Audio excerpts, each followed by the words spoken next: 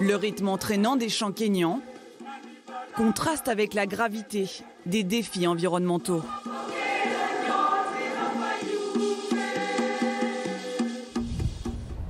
À Nairobi hier, l'ONU a dévoilé un nouveau rapport alarmant. La pollution de l'air serait responsable d'un mort sur 4 dans le monde. Ce matin, lors du sommet pour la planète, Emmanuel Macron a rappelé l'urgence de s'organiser. Nous faisons partie du camp des déterminés.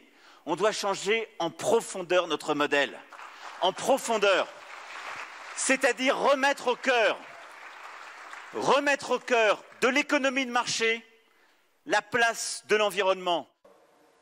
Au programme de cette rencontre, 2 thèmes majeurs, les énergies renouvelables et la déforestation. Je promets que d'ici 2022, nous voulons atteindre un minimum de 10% de surface forestière dans notre pays, de façon à assurer que nous jouons notre rôle à la fois en tant que gouvernement, en tant que peuple et en tant que membre de la communauté mondiale. Un continent qui s'engage, car la situation s'aggrave. L'Afrique, responsable de 4% des gaz à effet de serre, pourtant, c'est la première victime du réchauffement climatique. Les sécheresses exceptionnelles se multiplient, comme ici, au Malawi. En 4 mois, ce lac a quasiment disparu. Les bateaux ont laissé place aux vélos.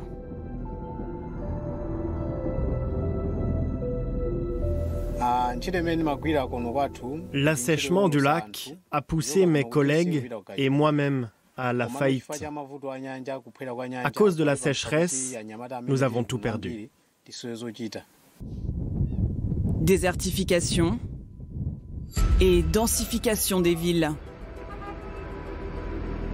En 20 ans, la population urbaine du continent a été multipliée par 2.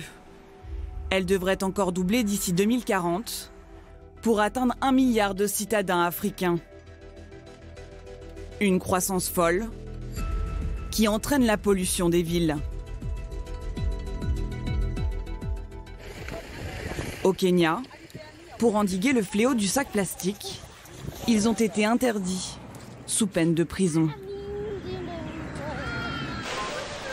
Plus au nord, au Cameroun, d'autres initiatives.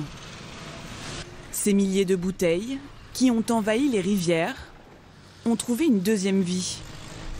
Il y a un vrai manque en pirogue pour la pêche. Plein de jeunes aimeraient pêcher, mais l'accessibilité, ça coûte cher.